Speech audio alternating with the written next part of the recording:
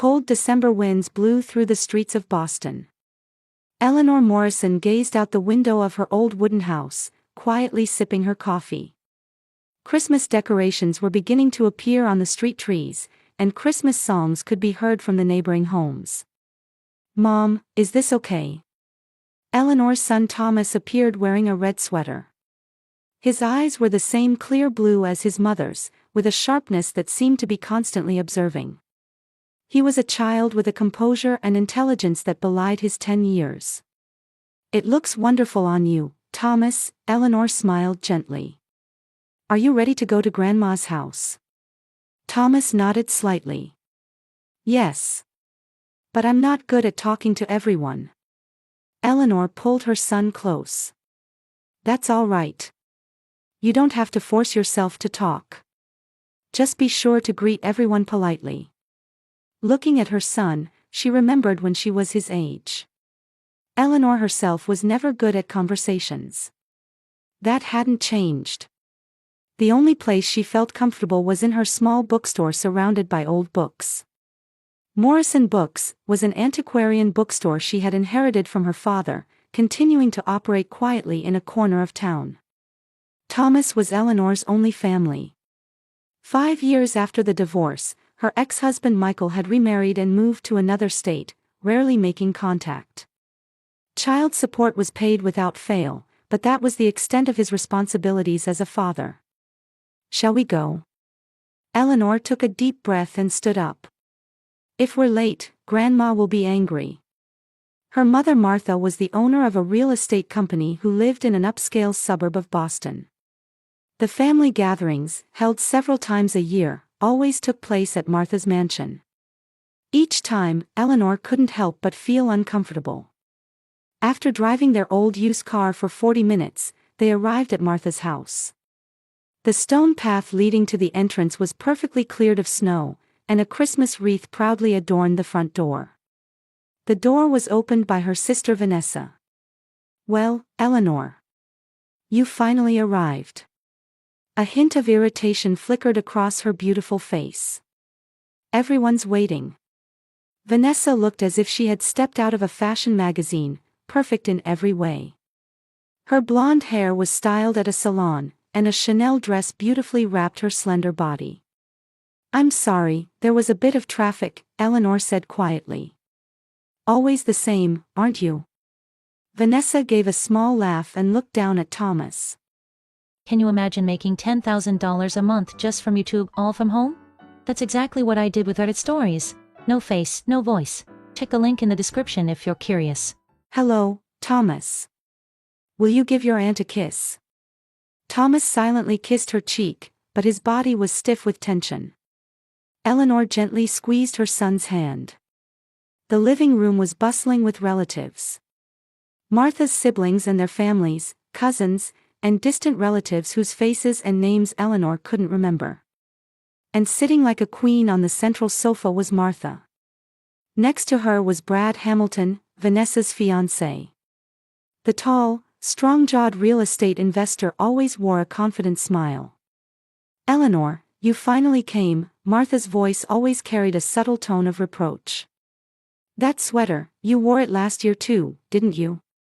Eleanor smiled anxiously, conscious of her clothing. "Yes, I like it." "Well, never mind. Come, greet everyone." Martha raised her glass. "Brad, would you like another drink?" The conversations in the room centered mainly on Vanessa and Brad's engagement and their future plans. Vanessa proudly showed off her engagement ring, and relatives offered words of congratulation. "Hey, Eleanor," asked one of the cousins. "What about you? Have you found someone new?" Eleanor smiled and shook her head. "No, I'm busy with Thomas and the bookstore these days." "Oh, I see," another cousin said with a sympathetic expression. "Well, that's understandable. Being a single mother and running a small store, it must be difficult." Eleanor said nothing. She was used to this kind of conversation. In the eyes of her relatives, she was always poor Eleanor. The daughter who didn't follow her mother's business and chose a boring, old bookstore instead. The oddball who lived modestly despite coming from a wealthy family. Thomas sat quietly in a corner of the room, reading a book. Occasionally, he would look up to observe the adults' conversation, appearing to be deep in thought. As dinner ended and dessert was being served, Martha suddenly stood up. "Everyone, may I have your attention?" She lightly tapped her glass with a spoon. "I have an important announcement today." The room fell silent. Martha smiled with satisfaction. "I'm getting older. And it's time to think about our family fortune," she spoke slowly, choosing her words carefully. "Today, before Christmas, I've decided to distribute part of my inheritance." A small murmur arose among the relatives. Eleanor held her breath. Martha continued. "I've prepared special Christmas presents for my dear daughters." The room was filled with expectation and tension. Eleanor looked at Thomas. He had raised his face from his book and was watching his grandmother with a serious expression. Martha slowly stood up and straightened her back. Her eyes were as sharp as ever despite her age, and all eyes in the room focused on her at once. "First, Vanessa," Martha said with a smile. "You are the pride of this family. You've built an excellent career and found a wonderful fiancé. Your future is bright."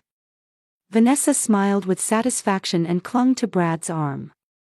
Eleanor sat quietly, hands folded on her lap. "Vanessa, this is my gift to you." Martha took a small box from her pocket and opened it. Inside was a shiny silver key. "Is this?" Vanessa gasped. "Yes, a new condominium in Back Bay. A perfect home with the finest location and amenities. With this, you and Brad can take the first step in your perfect married life." Cheers and applause erupted around the room. Vanessa let out a small scream and rushed to hug Martha. "Thank you, Mom. I can't believe it." Brad also stood up and bowed deeply to his future mother-in-law. "Thank you very much. I promise to make Vanessa happy." The relatives excitedly discussed the gift. A Back Bay condominium. That must cost at least a few $1,000,000. As expected of Martha, so generous. Vanessa is really fortunate. Eleanor watched her sister's joy with a quiet smile. In the back of her mind, she thought of her own modest rented house. The key Vanessa had received was a ticket to a property Eleanor could never afford in her lifetime. After the congratulations had quieted down somewhat, Martha spoke up again. "Next is Eleanor." The room became quiet once more. Eleanor straightened her back and looked at her mother. She wasn't expecting anything, but her heart was still racing.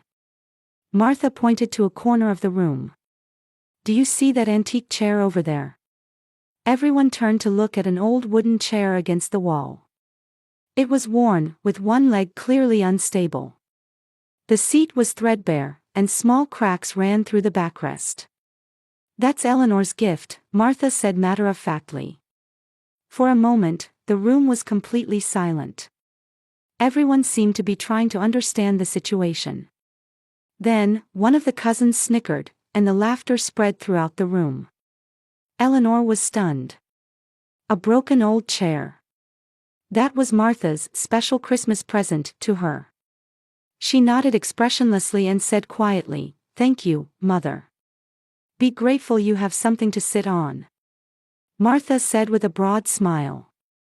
There was a cold light in her eyes. "Considering your lifestyle, this should be enough, don't you think?" Vanessa interjected. "Mom is right, sis. We've each made our own choices. I worked hard and succeeded. You." She paused, looked around, and then continued. "You're content with your little used bookstore. No effort, no ambition. An expensive condominium wouldn't suit you." Eleanor was at a loss for words.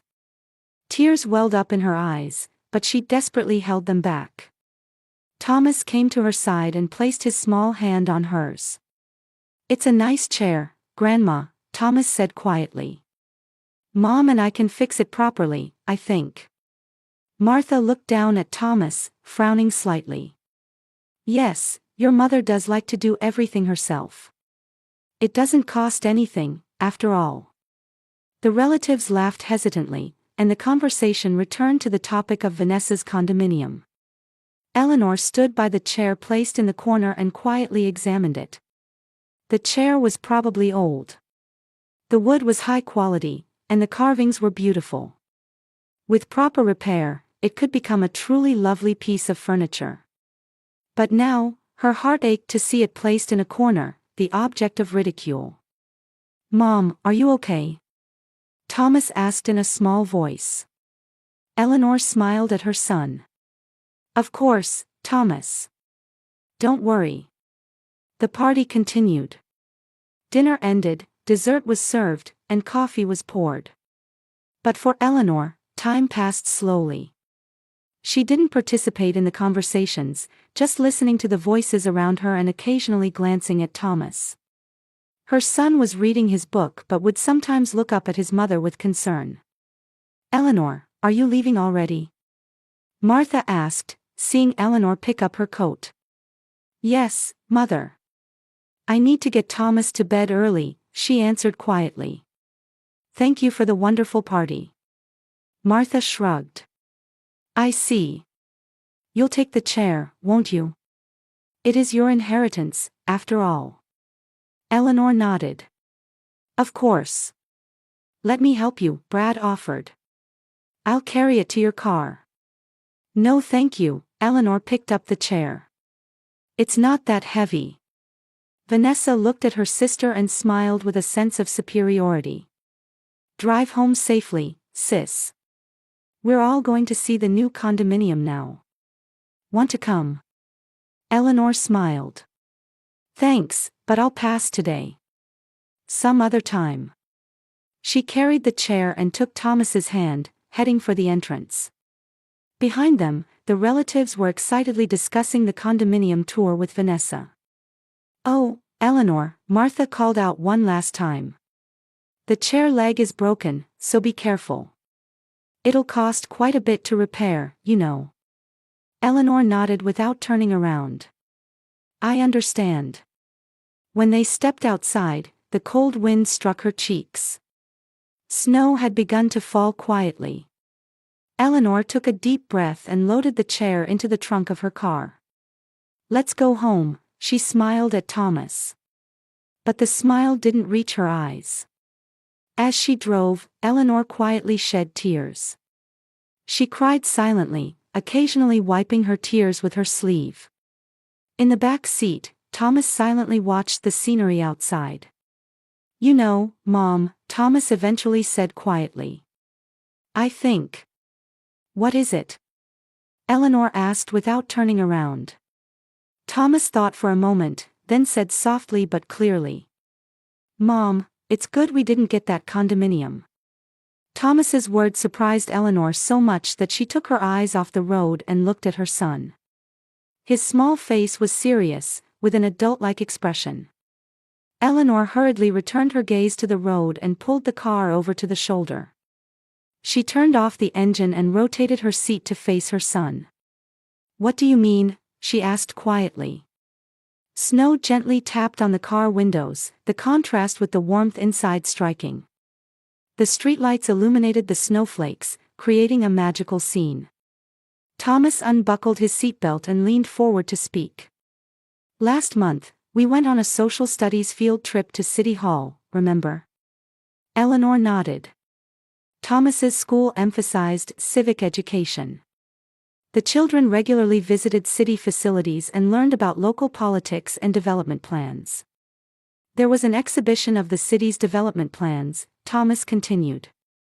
"A redevelopment plan for the Back Bay area. That's where the condominium Grandma gave to Aunt Vanessa is located." Eleanor gasped. "Redevelopment?" "Yes," Thomas nodded. "That area will begin major construction next year. Road expansion and a new sewage system installation. Because of that construction, the condominium will be temporarily uninhabitable. And that's not all." He hesitated a bit before continuing. I had to research city public documents for a school assignment.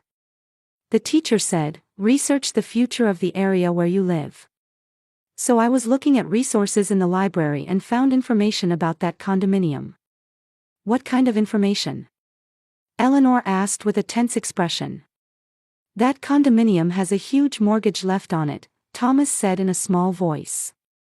The construction company went bankrupt, and the bank is trying to foreclose on the property. That's why it was being sold cheaply. But when the redevelopment starts, the value of the whole area will drop. So even if someone tried to sell it right now, nobody would buy it. Eleanor was stunned. Her mother had given Vanessa a gift that was actually a property full of problems. But why? The condominium is more trouble to sell than to live in. Grandma knew that and gave it to Aunt Vanessa, Thomas added. In the car stopped at the roadside, Eleanor and her son gazed at each other, enveloped in the dark night. Eleanor's mind was in confusion. Thomas, when did you research this? Thomas shrugged slightly. When I study at the library. I want to be an urban planner someday. So I'm interested in Boston's development plans. And after a moment of silence, he added, but there's one thing I don't understand. Why did Grandma give you that old chair? Eleanor took a deep breath. I don't know either. She started the car's engine again. The snow was falling more heavily now. They had about 10 more minutes to drive to their small house. Are you sad, Mom? Thomas asked quietly. Eleanor pondered. Her heart was filled with complex emotions. The obvious contempt from her mother, her sister's proud attitude, the sympathetic glances from relatives. But at the same time, she felt deep love for her son's intelligence and kindness. A little sad, but I'll be fine, she answered honestly. We have each other. When they arrived home, they hurried out of the car. Eleanor opened the trunk and took out the old chair. Thomas tried to help, but she shook her head. It's all right. It's not heavy. When they entered the house, warm air enveloped them. Eleanor placed the chair in the center of the living room and silently contemplated it. The old wooden chair seemed oddly out of place in her small, modest home. I'll make some tea, Eleanor headed to the kitchen. Let's relax a bit. While the water was boiling, she gazed out the window. Snow covered the entire garden, wrapping the world in silence. Her mind was confused, trying to understand the reason behind her mother's actions. Martha had always been a strict, sometimes cold mother. When Eleanor decided to major in literature in college, Martha was furious. She condemned her for not choosing a practical path like business or law. And when Eleanor decided to take over her father's old bookstore, Martha called her a dreamer and scorned her. Vanessa was different. She walked the path Martha wanted. She studied business at a prestigious university and became successful in the real estate industry. Martha always called Vanessa her smart daughter and praised her choices. And now, Martha had given Vanessa a problematic condominium as a gift and given Eleanor a broken chair. What did it mean? Mom, look. Thomas's voice interrupted Eleanor's thoughts. She returned from the kitchen to find her son sitting on the floor, examining the chair. What is it? This chair is very old, Thomas said excitedly. But it's made of really good material. Look at this grain. And the detail in these carvings. Eleanor knelt beside her son. Indeed, despite its age, the chair was a beautiful piece of craftsmanship. The central backrest had delicate leaf patterns carved into it, and the legs formed elegant curves. The seat cushion was worn but had clearly once been covered with high-quality leather. This might be a genuine antique, Eleanor said quietly. If properly restored, it could be quite valuable. So Grandma gave you something good after all. Thomas tilted his head. Eleanor smiled. I don't know. Maybe Mother didn't know the chair's value. Or perhaps. She cut herself off. Perhaps what? Nothing, Eleanor stood up. The tea is ready. Let's have some. They sipped their tea, quietly contemplating the chair.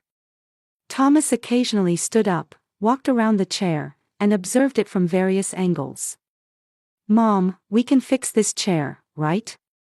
Thomas asked. Of course, Eleanor nodded. We'll repair it together on the weekend. It'll be a good experience. That night, after putting Thomas to bed, Eleanor returned to the living room alone. She sat before the old chair and traced its outline with her fingers. Why? She whispered. Why did you give me this, Mother? The chair maintained its silence, reflecting the moonlight as it stood quietly. Eleanor sighed and stood up. Tomorrow was a business day at the bookstore. She needed to get to bed early. But before going to bed, she approached the chair again and examined the unstable leg. The repair seemed simple. It appeared that the wooden joint had just loosened. As she tilted the chair, the seat cushion lifted slightly. Oh! Eleanor grabbed a flashlight and illuminated beneath the seat. The cushion wasn't completely fixed to the chair, the edge was loose. Driven by curiosity, she lifted the cushion. Beneath the seat was a small space, and hidden inside was an old envelope. Eleanor gasped. She removed the envelope and felt her hands trembling. The envelope had her name written on it. It was her grandfather's handwriting. This chair is. Eleanor murmured. Her grandfather Joseph had died when she was a child. He was a gentle, quiet man who often read books to young Eleanor. He was the one who nurtured her love for literature. Eleanor was about to open the envelope and take out its contents when she heard Thomas's small voice. Mom, is there something inside? Eleanor turned around, startled. Thomas stood halfway up the stairs in his pajamas, rubbing his sleepy eyes. Thomas, why are you up? Eleanor asked gently. I heard a noise, he answered softly, coming down the stairs. Did you find something in the chair? Eleanor looked at her son and felt she couldn't lie to his intelligent eyes. Yes, I found an envelope. It was hidden under the seat. Thomas's eyes widened. A treasure map. Eleanor laughed. I don't know. I haven't opened it yet. They sat side by side on the sofa, and Eleanor opened the envelope with trembling hands. Inside were documents with the texture of old parchment and a newer envelope. The first document appeared to be the will of Eleanor's grandfather, Joseph Griffin. It was dated about a year before he died. Eleanor unfolded it, and together with Thomas, began to read. I, Joseph Griffin, being of sound mind, declare the following as my final will. The document contained legal terminology, but the central content was clear. Joseph wished to leave Eleanor the rights to land he owned. The land was in the center of the city and was described as likely to become the center of future development. As they read further into the document, they encountered a surprising passage. To one who can discern what is truly valuable, I entrust this property. I instruct my daughter Martha to give this antique chair to Eleanor. This chair was inherited from my father and has our family's wisdom and history carved into it. I am confident that Eleanor will discover the true value of this chair. Eleanor gasped. She proceeded to open the second envelope. It contained the deed to the land and a letter from her grandfather. Dear Eleanor, the letter began. If you're reading this, it means you found the hidden value of the chair. I always told you not to judge by appearances. This chair may look old and worthless, but if you look with true eyes, you'll see how special it is. You always had such eyes. The letter continued. Eleanor's grandfather wrote that he was proud of her love for literature and her ability to understand the value of old things, and that he wanted to leave her the rights to this land. The land was in the center of the city's redevelopment plan and was of enormous value. Martha had been instructed in the will to give the chair to Eleanor. Martha knows I've specified this in my will. How she chooses to give you this chair is her decision. I love my daughter, but I worry that she sometimes loses sight of what truly matters. You're different, Eleanor. That's why I entrust this inheritance to you." Eleanor finished reading the letter and was stunned. Her grandfather had trusted her and entrusted her with an important inheritance. Martha had known this and had given her the chair as an object of ridicule. "Mom, what does this mean?" Thomas asked in a small voice. Eleanor took a deep breath. "It means that Grandpa left something important to me. And Grandma knew about it." "But why did Grandma?" "Well, it's late now. Let's talk more tomorrow." Eleanor gently took Thomas back to bed. When morning came, Eleanor made a decision. She decided to visit her mother to confront her with the truth. She left Thomas at a friend's house and headed alone to Martha's mansion.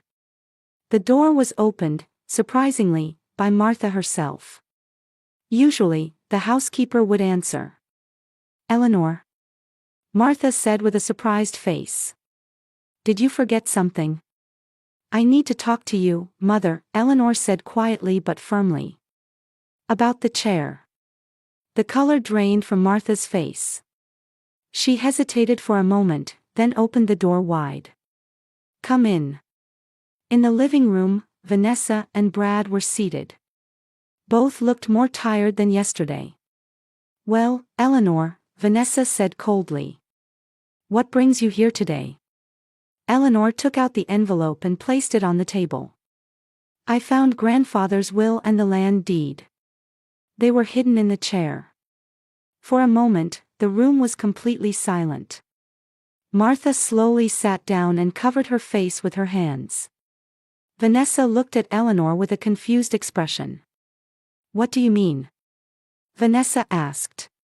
"The rights to land that Grandfather owned were left to me," Eleanor explained quietly. "That land is in the center of the city's redevelopment plan and is enormously valuable." Brad leaned forward. "Which land?" Eleanor pointed to a map. "Here, near City Hall." Brad's face changed. As a real estate investor, he seemed to immediately understand the value of that land. Did Martha know about this? Brad turned his gaze to Martha. Martha let out a long sigh. Giving that chair to Eleanor was Father's will, she admitted with a bitter expression. "That land is Eleanor's. It was Father's will." But if Vanessa knew that? Her words were interrupted. Vanessa had stood up with an expression full of anger. "So the condominium you gave me is worthless, while you left Eleanor an enormous fortune." Her voice was trembling. "Vanessa, calm down," Martha said. "I gave you what you deserved. A luxury condominium, a wonderful home." "Liar!" Brad suddenly shouted. "That condominium is full of problems. You must have known about the eviction due to redevelopment and the huge remaining mortgage." Eleanor was surprised. Thomas's research had been accurate. Martha raised her face. "That's an investment. There may be temporary inconveniences, but in the long term." "There is nothing in the long term." Brad was trembling with anger. "You deceived us. That condominium is nothing but a liability. But you gave Eleanor a gold mine." Vanessa turned to Eleanor. "It's all your fault. You're always so quiet, but behind the scenes, you manipulated Grandfather too."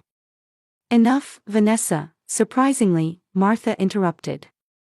"Eleanor didn't manipulate anyone. Father simply valued her sincerity." Brad stood up and grabbed his coat. "I'm out. Martha, I won't be part of your game." "Vanessa, I'm sorry, but our engagement is over." "Brad!" Vanessa cried out. "What do you mean? You're leaving me?" "You don't truly love me," Brad said coldly. "All you want is wealth and status. You might as well beg your sister for a share. Goodbye." Brad left the room. The three women were left in silence. Vanessa stared at Eleanor with hatred. "It's all your fault," she said in a trembling voice. "Give me that deed. It should have been mine." She lunged at Eleanor, trying to grab the documents. But Martha stood between them. "Stop it, Vanessa." Martha's voice was harsh. "It's Eleanor's right. It was Father's will." Eleanor was shocked. She couldn't remember her mother ever defending her. She looked at Martha and saw tears glistening in her mother's eyes. "Mother. I was wrong," Martha said quietly. "All this time." For several weeks after that, Eleanor held her grandfather's land deed and pondered her options. According to experts, the land was incredibly valuable and, if properly developed, could transform her and Thomas's lives completely. But Eleanor's heart was conflicted. "I understand the value of this land, but is this what I need?" she asked herself.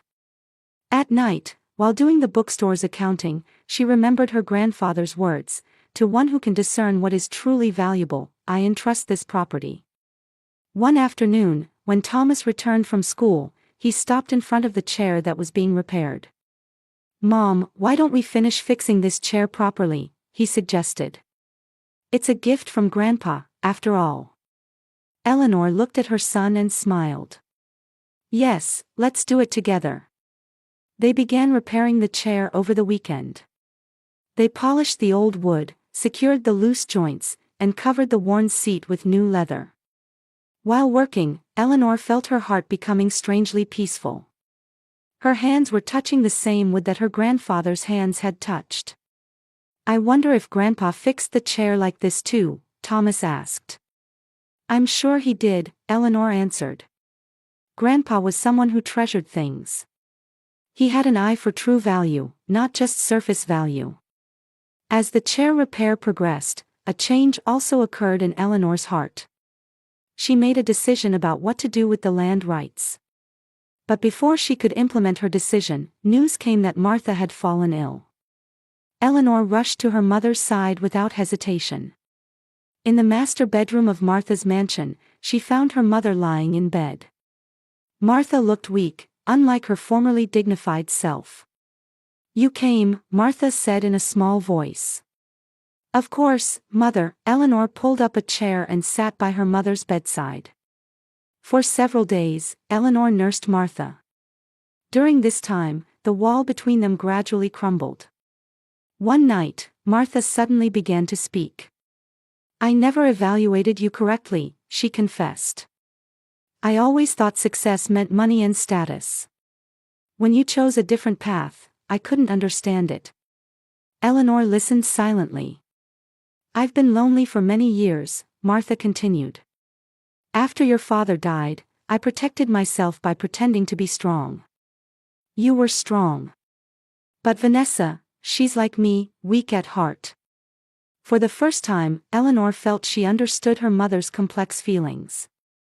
She took her mother's hand and said, "Everything's all right now." Several months later, Martha's health recovered. By that time, Vanessa's situation had also changed dramatically. After her breakup with Brad, she faced the difficulty of living alone with a condominium full of loans. One day, Vanessa came to Eleanor's bookstore looking weak. Her former haughty attitude was gone, and her eyes held the color of remorse. "I need help. I have nothing left," she confessed tearfully. Eleanor said nothing and embraced her sister. That autumn, Eleanor decided to use her grandfather's land to build a community library and bookstore complex. Named Morrison Community Book Center, the facility became a place where people of all ages, from children to the elderly, could encounter books. Vanessa ended up working there, and her organizational skills and business sense were very helpful in managing the facility. Martha also gradually became involved and took charge of reading sessions for the elderly. The repaired chair was placed in the center of the facility, watching over children reading their favorite books.